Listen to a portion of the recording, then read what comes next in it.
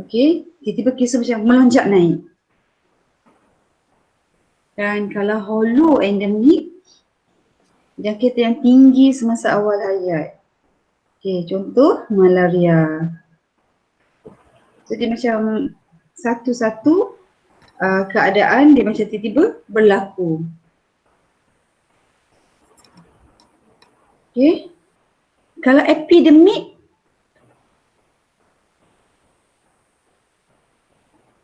macam mana kalau epidemik?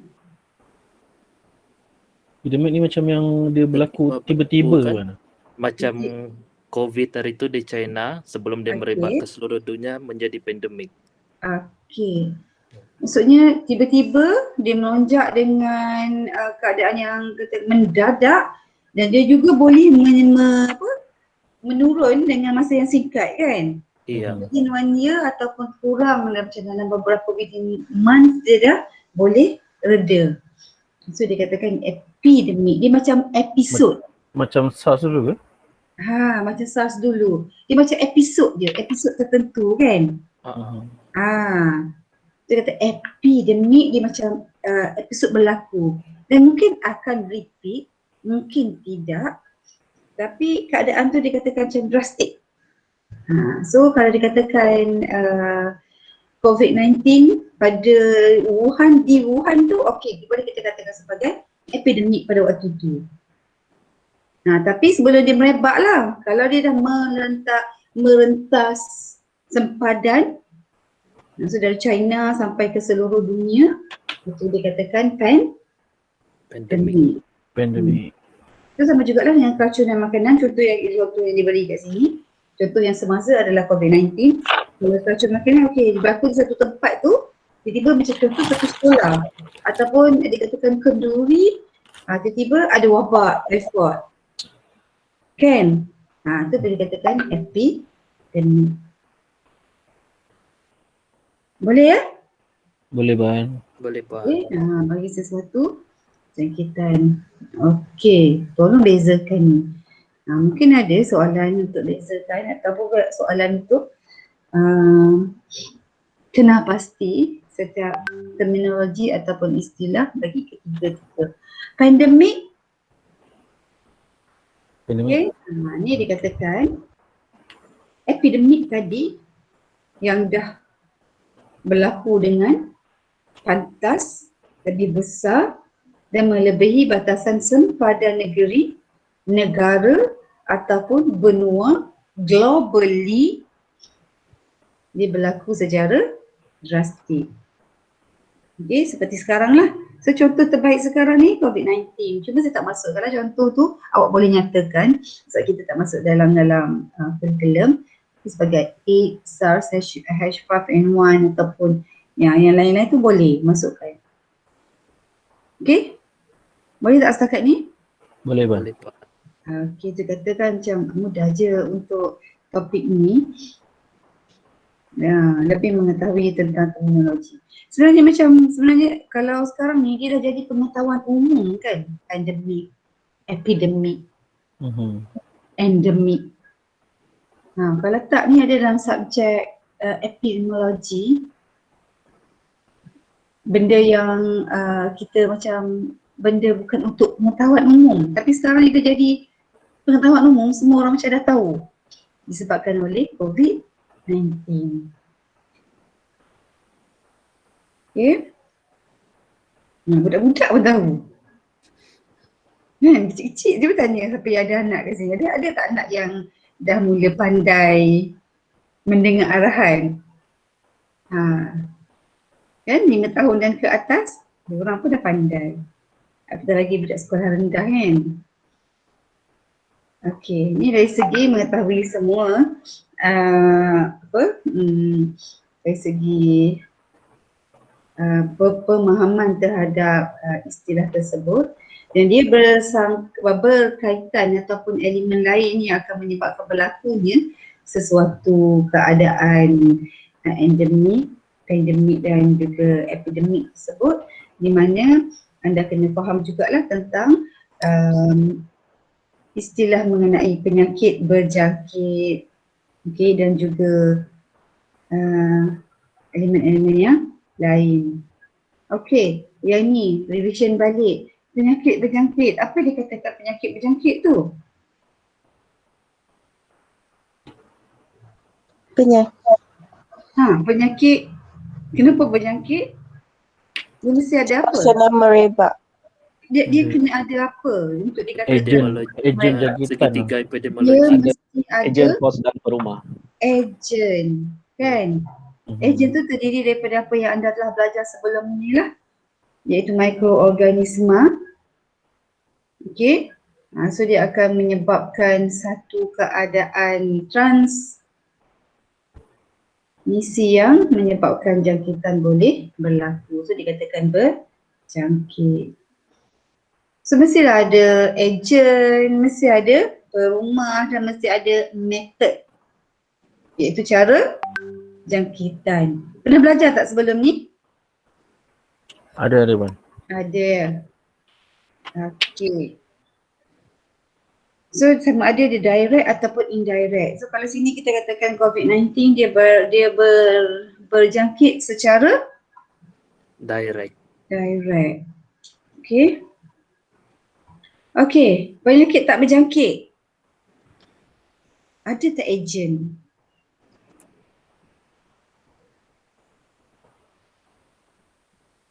Ada tak Apa? ejen? Penyakit tidak berjangkit. Penyakit Macam- berjangkit ni ada tak ada. ejen? Berjangkit ke tidak berjangkit? Tidak berjangkit.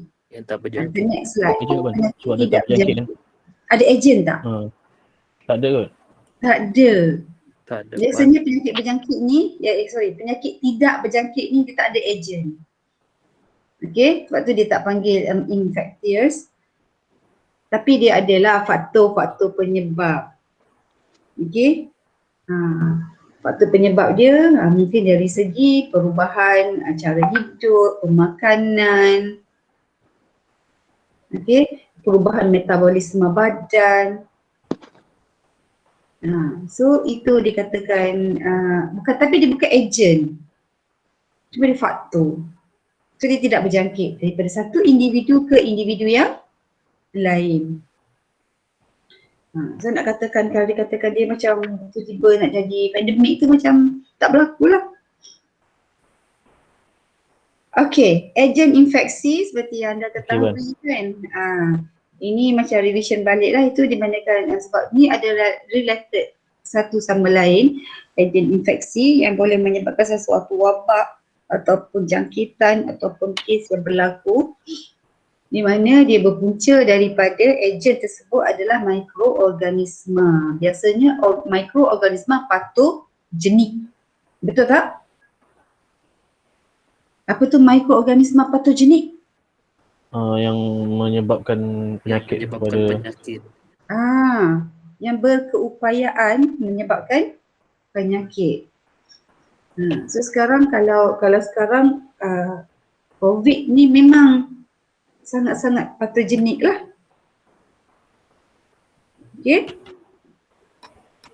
Contoh bakteria, virus, protozoa dan yang lain-lain. Okay, infeksi. Apa dia katakan infeksi? Means jangkitan yang berlaku. Apa tu infeksi? Kemasukan dan pembiakan ejen infeksi. Ejen apabila masuk ke dalam perumah, dia akan bila dia masuk ke dalam perumah dia buat apa? Dia akan berkembang biak. Bila dia berkembang biak, dia akan memusnahkan tisu perumah. Bila dia menyebabkan kerosakan pada tisu perumah ataupun pada sel ataupun pada perumah tersebut, so jangkitan ataupun infeksi berlaku. Tapi kalau dia masuk je, dia tak buat apa-apa, dia masuk, dia bercuti je dalam tu, tapi dia tak buat apa. Berlaku tak infeksi? Tak ada Wan. Tak ada. So biasanya mikroorganisma patogenik dia masuk dan dia menyebabkan kerosakan pada tisu. So infeksi berlaku. Puan, ada yang request nak masuk lah Puan? Ada lagi. Saya tak perasan dah. Pada yang message tu tak tahulah betul tak? Okey. Okey, ada. Okey, saya dah. Okey. 50 lagi 3 orang. Yang baru masuk ni.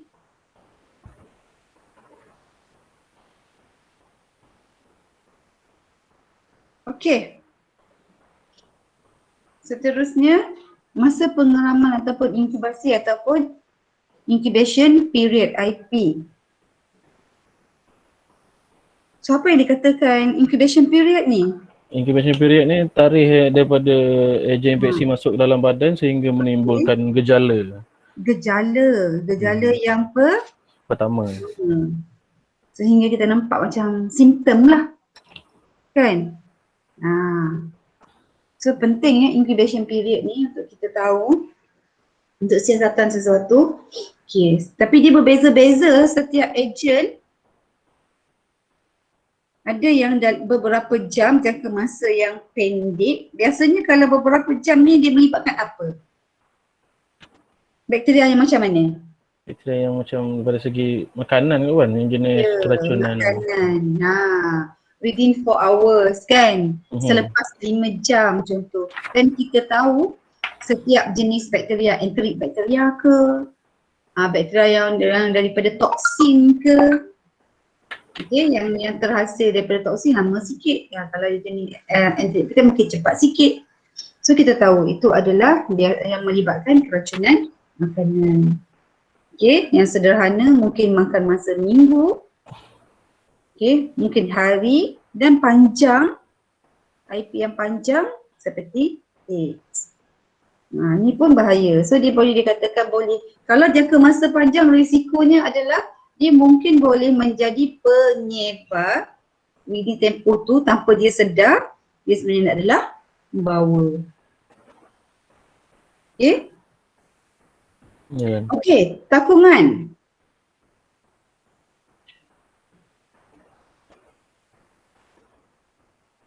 Takungan, reservoir.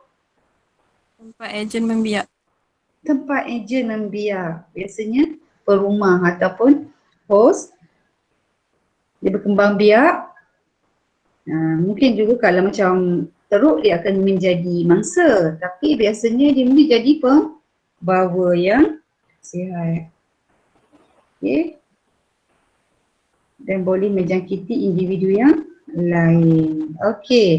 Ni pembawa lah. Dia sebahagian daripada reservoir. Di mana dia kata pembawa adalah reservoir. Dia tak ada masalah. Contact.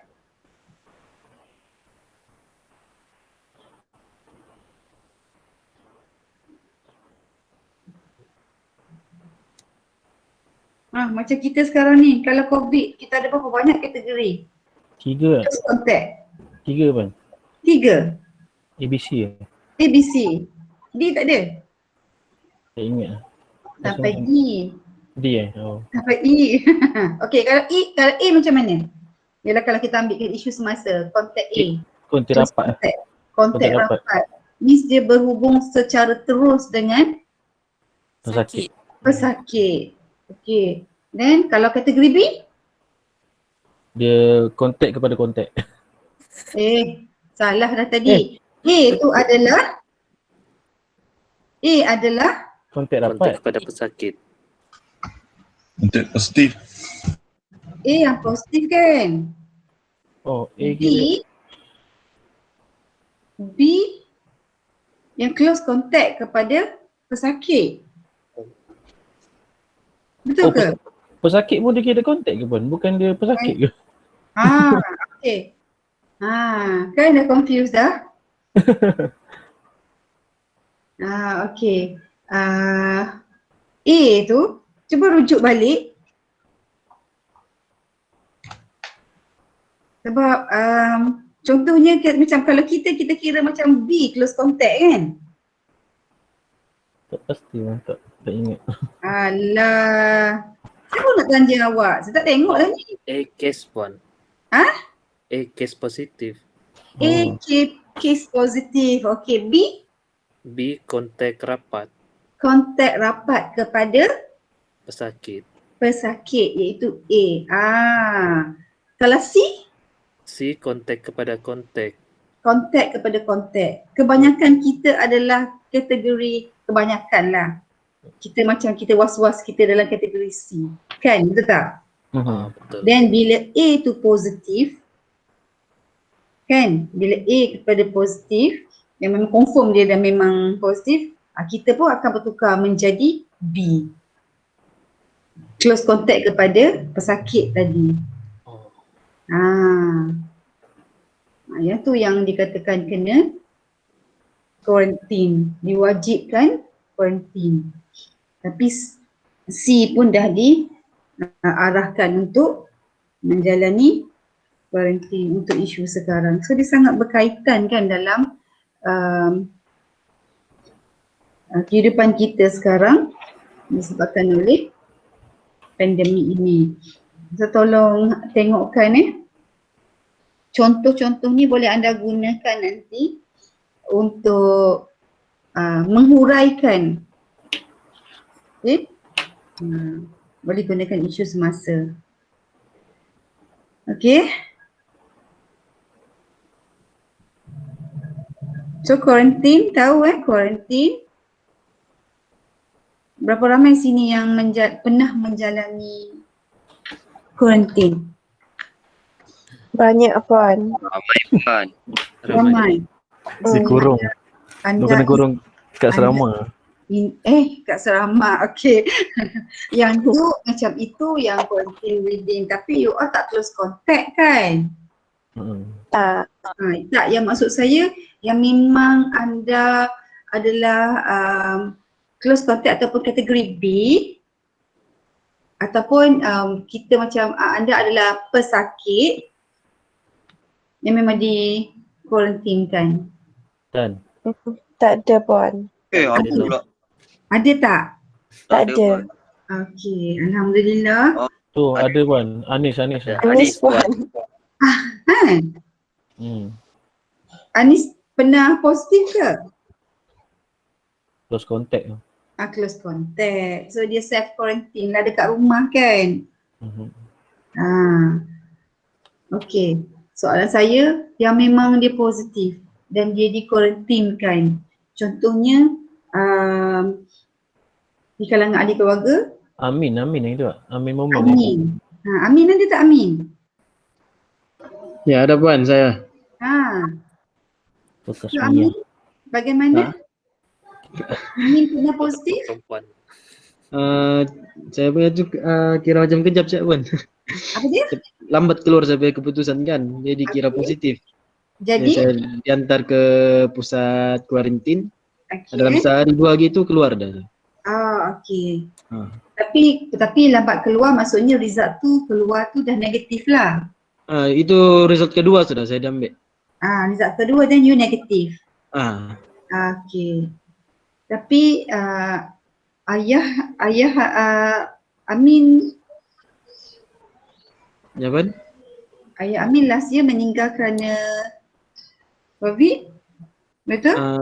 Iya Puan. Okey. Tu untuk dalam tempoh masa tu berapa ramai terjangkit? Lebih kurang 4 orang cak Puan kami. 4 orang untuk first yang swab lain negatif lah. Lain negatif. Okey. So tu insan terpilih yang dikatakan ialah menjalani kan. Iya. Kita semua macam risau dalam keadaan yang berjaga-jaga. Tahu tak punca dari mana? Tak pasti Puan. Tak dapat dikenal pasti. Iya. Okey. Yalah saya pun waktu tu tengah sibuk exam kan? Ya, tengah exam masa itu. Ya. Saya menguruskan exam masa tu. So, macam sangat berhati-hati untuk tidak terlepas pandang. So semuanya berjalan dengan baik sekarang ni? Alhamdulillah Puan, sekarang ada okey sedikit lah. Ya. Salam takziah lah ya. Ya Puan, terima kasih. Dan yang lain-lain ada okey, terima kasih Amin. Ada yang lain-lain? pengalaman menceritakan apa yang kita belajar ni dengan related kehidupan kita? Ada? Ada yang di kalangan anda kehilangan ahli keluarga disebabkan oleh COVID? Ada ke? Tak ada kot bang. Alhamdulillah. So kita sama-sama menjaga ya. Supaya cepat-cepat benda ni boleh berlalu. Okey. Ni buat kuarantin. So baca dah dekat sini, boleh juga gunakan isu semasa Okey, pengasingan. Bagi mereka yang dijangkiti, so dia akan diasingkan dan diberikan rawatan yang tertentu. Tapi untuk COVID ni, sebenarnya ada rawatan yang khusus tak? Tak ada ke bang? Ada tak? Tak ada sebab dia cuma rawat simptom-simptom yang ada je. Ya, dia support je. Kakaknya dia support je. Means kalau bila dah menjangkiti salur pernafasan dan oksigen drop, bantuan untuk meneruskan pernafasan dengan mesin ataupun bantuan pernafasan, itu yang diberikan untuk kes-kes kronik. Tapi dalam masa yang terdekat, vaksin telah pun dikeluarkan. So anda semua dah isi dah semalam? Dah isi ke semalam? Dia minta list je bang. Dia minta maklumat je. Semua dah complete kan? Dah puan. Okey. So itu di antara usaha untuk mengelakkan ataupun melindungi anda supaya tidak perlu menempuh keadaan yang kita tak nak lah kan. Okey. So investasi, pernah dengar tak perkataan investasi? Dia macam sama macam jangkitan ke Wan? Masuk investasi ni? Okey. Investasi, kalau jangkitan biasanya dia melibatkan mikroorganisma. Tapi awak baca tak kat situ, dia melibatkan parasit haiwan. Means kalau mikrob dengan parasit ni, dia mana lagi besar? Parasit lah. Ya. Tapi dia still sama macam jangkitan juga, cuma dia punya agent lah lain Okey. Kalau jangkitan masuk ke dalam sel dan merosakkan sel. Tapi kalau parasit ni, contoh kalau helminth, dia masuk dalam badan, dia duduk kat mana? Dalam saluran limfatik. Cernaan. Okey, saluran limfatik kan. Untuk cacing, Wuchereria dan Bruggeria kan. So kalau dikatakan parasit yang besar dan kehadiran parasit tersebut, so dia katakan infestasi. Bezanya dengan infeksi. Boleh faham tak? Faham. Boleh puan. Okay. So sama ada dia ektoparasit atau endoparasit. So dia menyebabkan infestasi. Faham kan endo dan ekto? Faham puan. Kalau ekto biasanya kalau kutu-kutu ke kat luar. Kalau endo ya dia di dalam badan ke rumah. So dah belajar kan helminth? Dah puan. Dah puan. Puan dah belajar. So itu dikatakan infestasi. Okay. Tadi infeksi, okay. So bila dah ada jangkitan ataupun infeksi, so kita akan ada proses disinfeksi. So kalau kat sini macam pembasmian mikroorganisma patogenik atau infektif menggunakan alat tertentu, pelindungan pakaian tertentu, sekitaran yang tercemar dengan menggunakan cara fizikal. Apa maksud cara fizikal?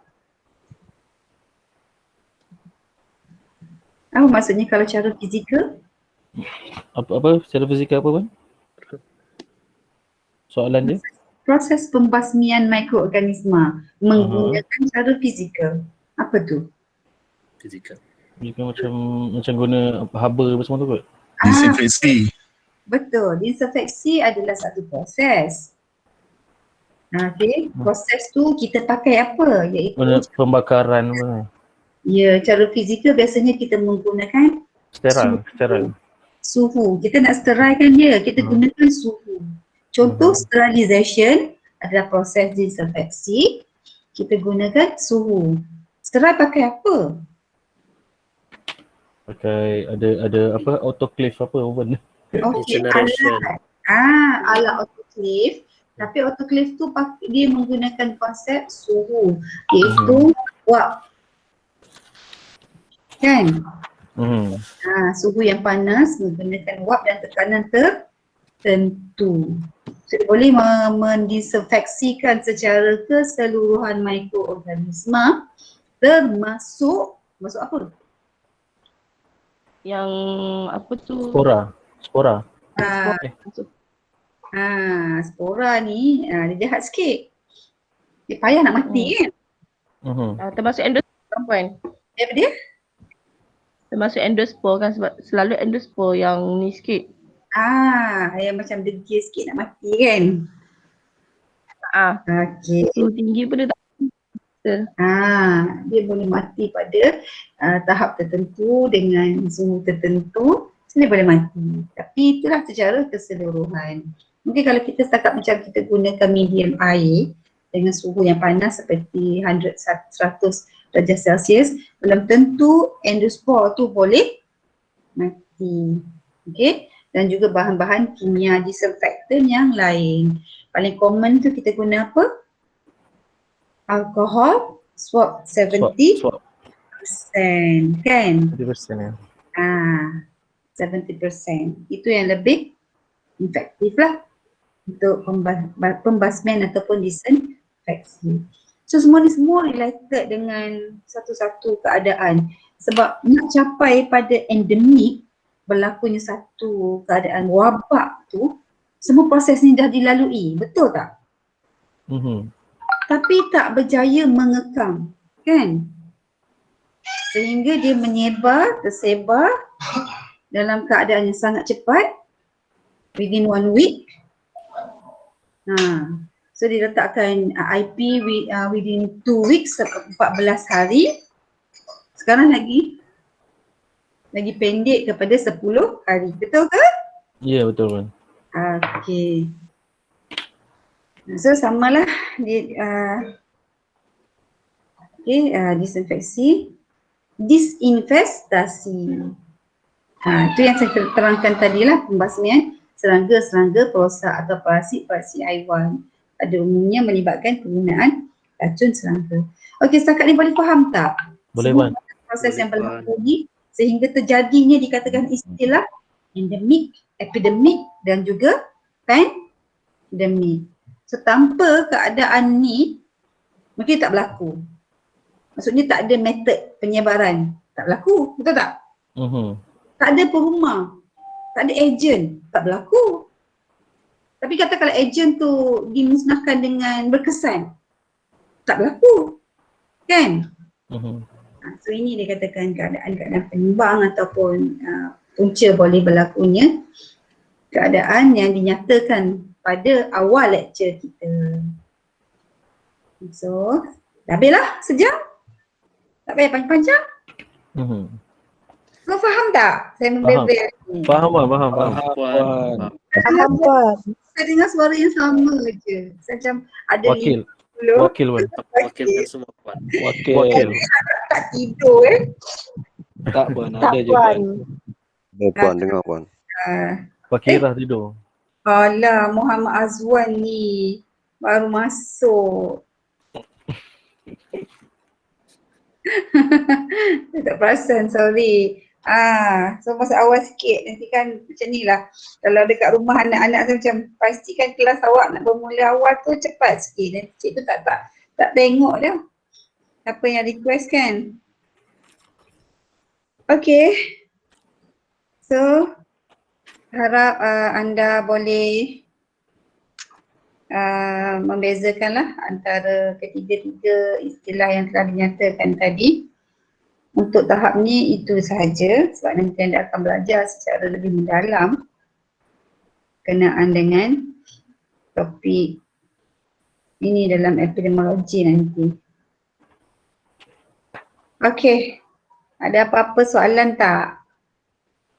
Puan, nak tanya pasal report tu. Okey.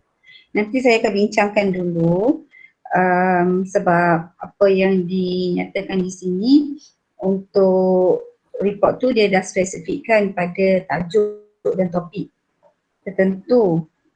Okey.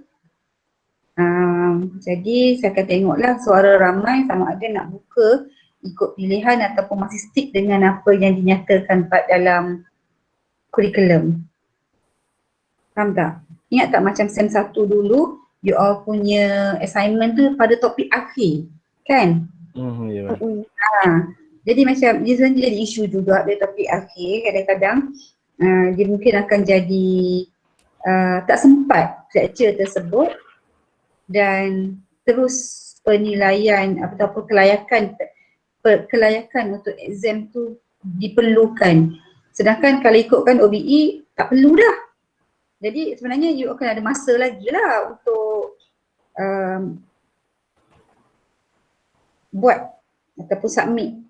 Bukan dalam Puan, masa yang terdekat. Puan kalau boleh untuk tugasan apa pun minta bagi cepat sikit lah Puan, sebab takut kan last minute kelang kabut lah. Okey, baiklah. Saya macam kalau saya tengokkan topik tersebut saya macam dah, sebab tu saya tanya, sebab bila saya go through tengok patutnya benda ni dah diberikan. Tapi bila saya tanya anda masih belum, nanti saya akan bincangkan balik. Okey? Baik.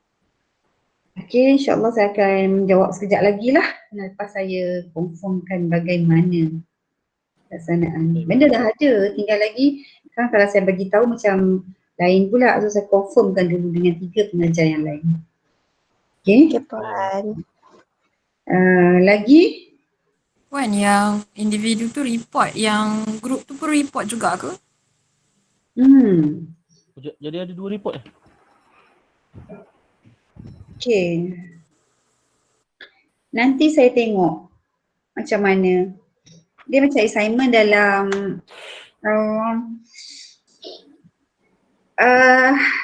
macam mana nak cakap?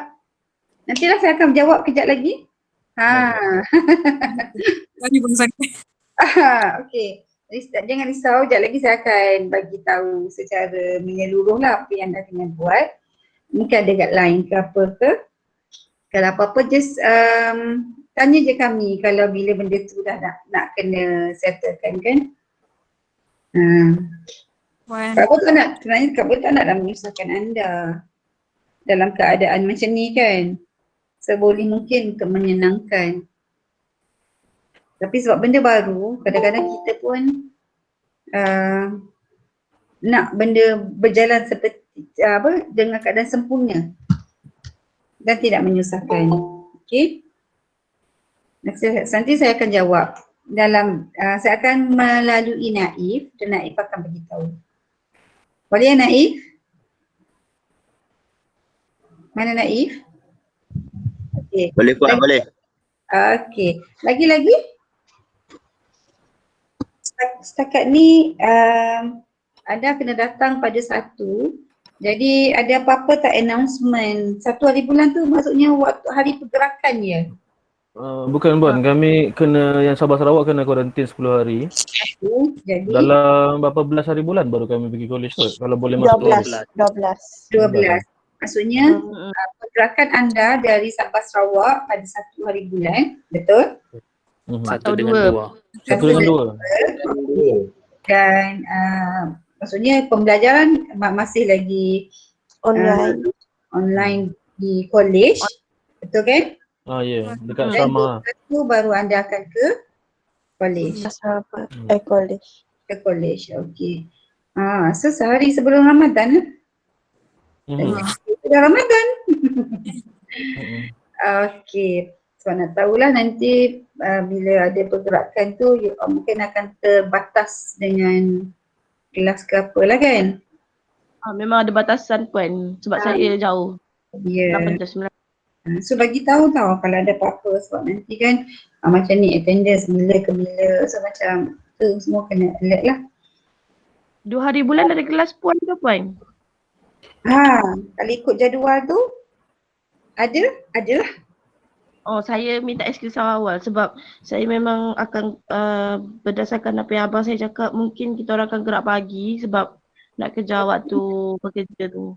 Fatimah dari mana? Daripada Kelantan. Okey. Baik. Bagi tahu ya.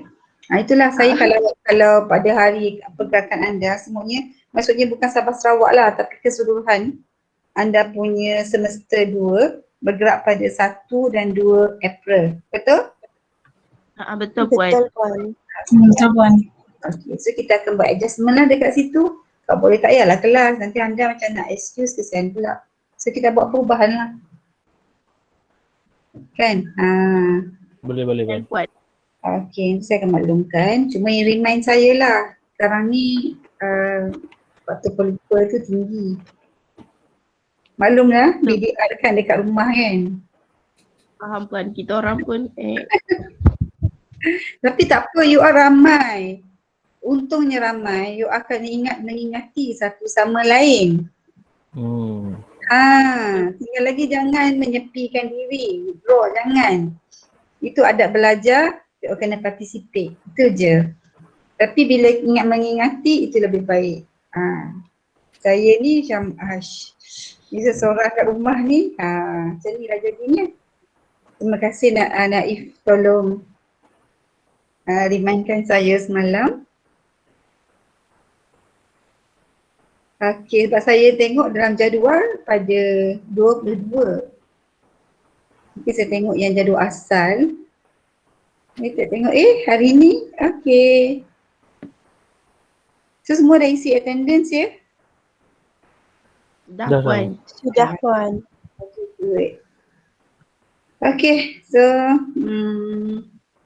kalau tak ada apa, nanti saya akan bincangkan dengan 2 lagi pengajar yang lain. Dan saya akan beritahu lah apa yang perlu dilakukan. Okay, InsyaAllah by today, saya akan bagi feedback. Boleh? Boleh Puan. Okay. Puan. Maksudnya Puan akan bagi feedback sekali dengan arahan ke atau bagi tahu cara tu dulu? Okay, depend. Kalau itu arahan dari saya akan bagi tahu. Kalau itu